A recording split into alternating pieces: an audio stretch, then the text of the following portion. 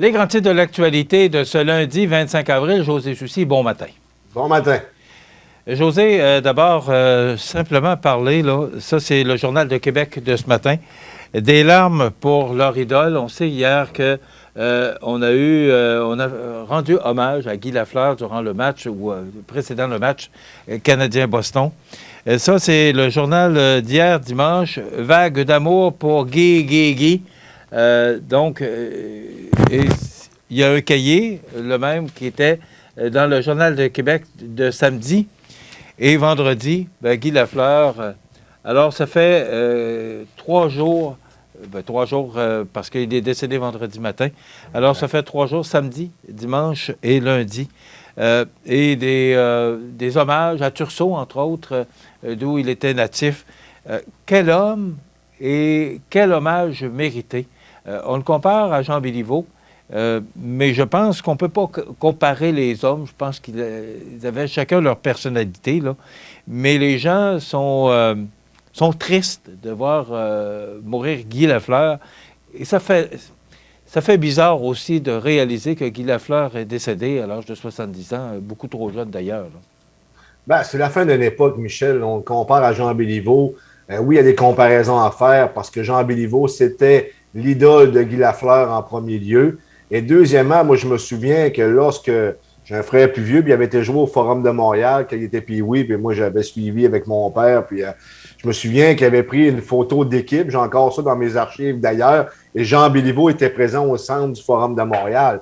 Je veux dire, c'était des gens qui aimaient les amateurs. Guy Lafleur, on lui redonne, on a l'impression que tout le monde parle de Guy Lafleur, mais c'est le cas parce que tout le monde aimait Guy Lafleur, mais en contrepartie, Guy Lafleur, lorsqu'il se promenait partout au Québec, même ailleurs, mais surtout au Québec avec les fans, il prenait toujours le temps de signer toutes les autographes. Il attendait qu'il n'y ait plus de jeunes qui attendent, c'est-à-dire pour avoir une autographe, pour embarquer dans l'autobus avec les joueurs et partir. Et les joueurs respectaient ça. Guy Lafleur, c'était un grand homme, certes imparfait, bien entendu, mais comme le plupart des Québécois, comme on peut l'être nous également. Il a tellement redonné aux amateurs qu'aujourd'hui, les amateurs et tous les commentateurs lui redonnent ce qu'il a donné, Michel, et c'est vraiment mérité. Guy Lafleur, ça a été un grand, tout un joueur, le meilleur de son époque. C'est un Québécois, on l'avait, il était à nous autres, et on est très fiers de ça. Je pense que c'est mérité ce qui s'est déroulé en fin de semaine au sujet de Guy Lafleur. Et il y aura des funérailles nationales. Oui, ça a été annoncé hier soir. Il sera en Chapelle Ardente au Centre Bell dimanche et lundi. Et les funérailles nationales auront lieu mardi à la cathédrale à Montréal. Et c'est mérité. Puis je félicite d'abord le premier ministre d'avoir offert à la famille, mais c'est toujours la famille qui décide. On ne peut pas bousculer ces gens-là. Ils doivent prendre la décision. Et la famille a accepté. Je pense aussi que c'était mérité. Alors, ça donnera l'occasion aux gens, comme on l'a fait pour Jean Béliveau, comme on l'a fait pour Maurice Richard. Il sera en Chapelle Ardente, donc au Centre Bell, les gens qui voudront aller le voir. Puis, il y a beaucoup d'heures disponibles aussi, donc ça va donner la chance à la population de revoir une dernière fois le Démon Blond. Moi, je suis...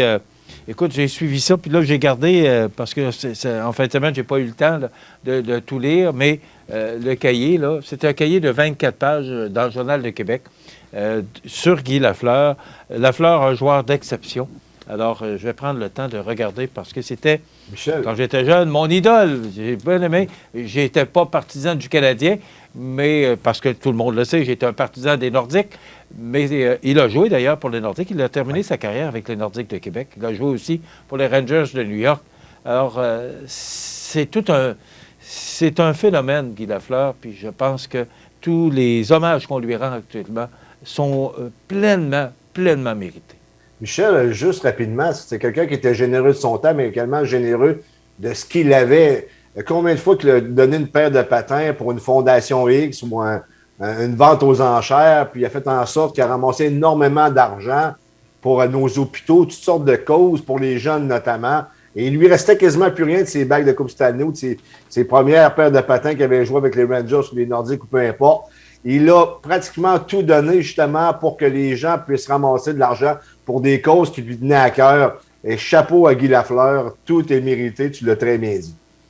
OK. Et aujourd'hui, dans la page 5 du Journal de Québec, là, on parle d'une rencontre inoubliable pour des enfants handicapés. Le numéro 10 visitait chaque été, un camp de vacances situé dans la Naudière.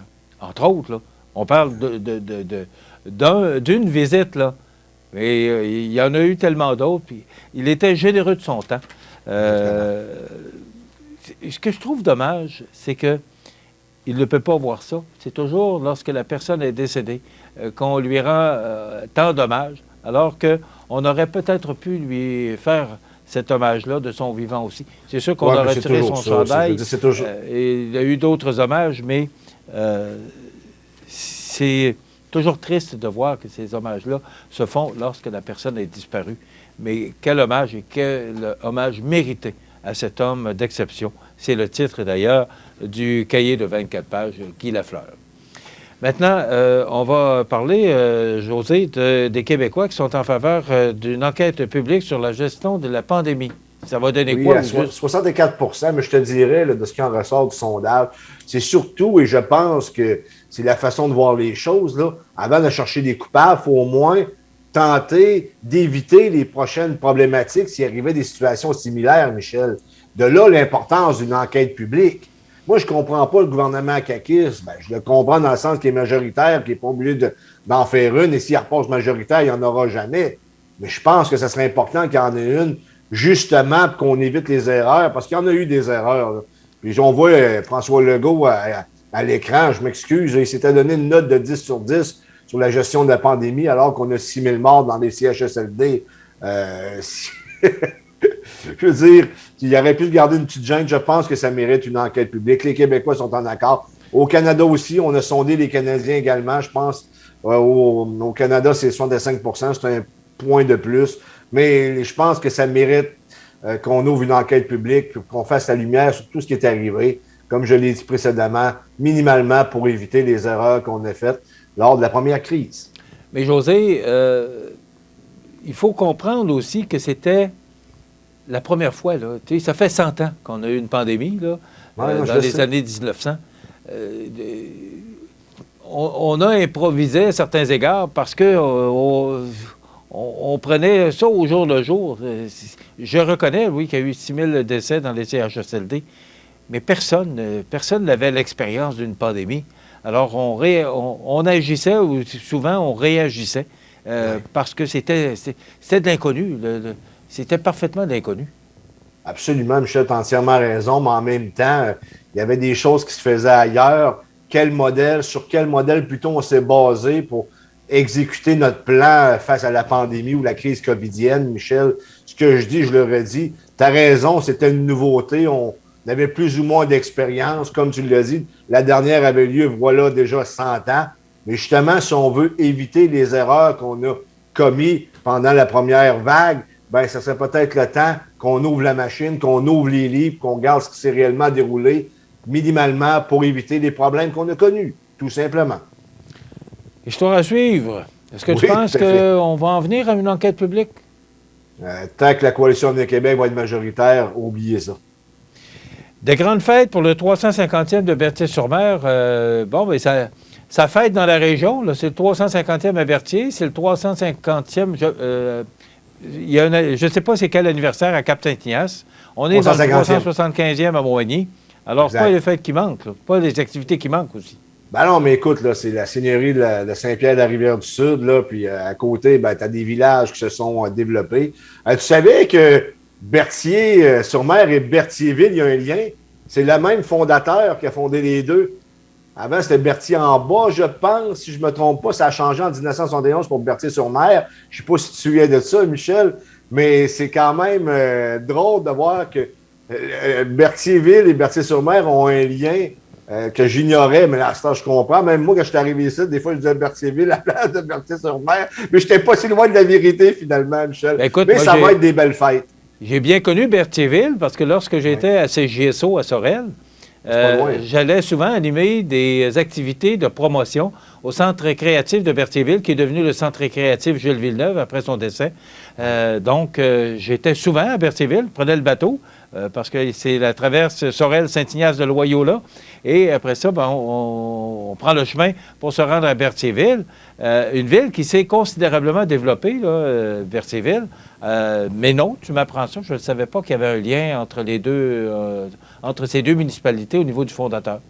Écoute, je l'ai coupé dans le bulletin ce matin parce que le bulletin était trop long. J'ai coupé cette partie-là, mais je te l'explique ce matin. Mais ça va être tout en couleur, Michel, sincèrement, parce qu'on a un budget de 280 000, dont 50 000 qui viennent de la municipalité. Le reste, tu as des divers partenaires et tu as des subventions du gouvernement, notamment tu as 5 000 du bureau de Marie-Ève Pousse, et c'est pas rien. Je félicite notre député pour son implication dans les fêtes de Berthier-sur-Mer. Ça va être grandiose, Michel. Il y a plein d'activités tout au long de l'année.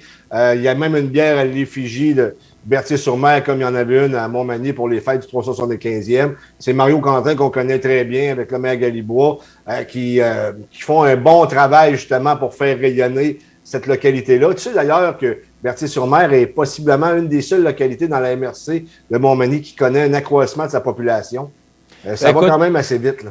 On voit sa photo à l'écran. Il faut donner crédit à ce maire, Richard Galibois, qui, depuis qu'il est en poste, là, sans enlever rien à personne, là, mais depuis que Richard Galibois est en poste à Berthier-sur-Mer, cette municipalité-là s'est considérablement développée. Et chapeau à Richard et son équipe, là, qui ont amené un souffle nouveau à Berthier-sur-Mer. Il fait du bon travail. José, hier, c'était le match des anciens Canadiens contre les anciens Sentinelles. Et contrairement aux nouveaux Canadiens, les anciens, eux, ont gagné 7-6 en tir de barrage. Et c'était une activité dans le cadre du 375e. On sait que, bon, nos fêtes s'étirent parce qu'on n'a pas pu souligner ces 375 ans d'histoire comme on aurait voulu. Mais hier, c'était une belle activité, là, qui se tenait à l'Aréna de Montmagny avec les anciens Canadiens et les anciens Sentinelles. Et grâce à Joël Croteau, on peut avoir ces photos qui nous montrent là, tous ces joueurs qui se sont affrontés hier dans le plaisir, parce que si ça s'est terminé 7-6 en tir de barrage, on sait que les anciens Canadiens ont peut-être, je dis bien peut-être, donné une petite chance aux anciens Sentinelles. C'est fort possible, mais dans ces rencontres-là, dans le cadre de ces rencontres-là, Michel, c'est toujours amical. Par contre, ça ne l'est pas toujours, parce que je me souviens que l'actuel député libéral, Enrico Ciccone, qui est un ancien joueur de la Ligue nationale, racontait à un moment donné sur les ondes à Montréal qu'il y avait une partie hors concours comme ça, puis il y avait un gars qui commençait réellement à jouer du coude. Il prenait ça un peu trop à cœur, alors que c'est toujours une partie de plaisir. Puis c'était le fun d'ailleurs de voir les anciens Sentinelles. Moi, j'ai pas connu cette époque-là. Mais si je me fie aux commentaires justement de notre ami commun Joël Croteau, ben, c'était fort en émotion de les revoir ensemble face aux anciens Canadiens. Et justement, la fin de semaine suivante, la mort de Guy Lafleur aussi, ça brasse des émotions, hein, ça, sans l'ombre d'un doute. On vient de voir, Jean, est-ce que tu peux reculer pour voir la photo précédente? On voit Alain Côté de Montmagny, qui a joué pour les Canadiens, qui a joué également pour les Nordiques, qui a joué pour les Bruins de Boston. Alors, Alain Côté qui était en uniforme là, pour ce match d'hier. Une belle activité. Je pense que c'est une activité réussie. J'espère qu'on aura un communiqué de presse pour donner plus de détails là, sur cette activité-là. Mais je pense que certains anciens Canadiens, excusez-moi, certains anciens Canadiens pourraient peut-être aller donner un coup de main aux Canadiens de Montréal. 9e défaite d'affilée. C'est quand Martin Saint-Louis est arrivé et qu'on a congédié Dominique Ducharme. Ça a été un club transformé et ça n'a duré que quelques matchs. J'imagine qu'on va travailler fort cet été pour essayer de remettre ce match. C'est un club sur les rails, mais ils sont actuellement en 32e position, les derniers de la Ligue nationale. Alors, espérons que les nouveaux Canadiens, que les nouveaux dirigeants également du club de hockey canadien de Montréal sauront faire pour remettre ce club-là sur les rails. Mais c'est une belle activité. Bravo à tous les organisateurs, Jean-François Roy du service des loisirs, entre autres, là, pour cette belle activité. Exactement. José, merci. On se retrouve Plaisir. demain pour une autre émission d'information. Bonne journée entre-temps. Je vous rappelle que demain, ce sera la chronique juridique dans le cadre des Mardis Mallettes avec Maître Gabriel Sanson. Et demain, on reçoit, j'ai eu le plaisir de m'entretenir la semaine dernière avec Martha Wainwright, qui sera avec nous demain. Chanteuse, elle sera à Montmagny le 30 avril prochain. C'est également une auteure, donc elle a publié un livre. Alors, Martha Wainwright qui sera avec nous demain pour l'entrevue du jour. Alors, c'est ce qu'on vous propose comme menu pour cette émission du 26 avril. Voilà, ça complète. C'est du temps nuageux aujourd'hui. Ce sera frais quand même, mais on annonce de la pluie pour les prochains jours. Passez une bonne journée. À demain.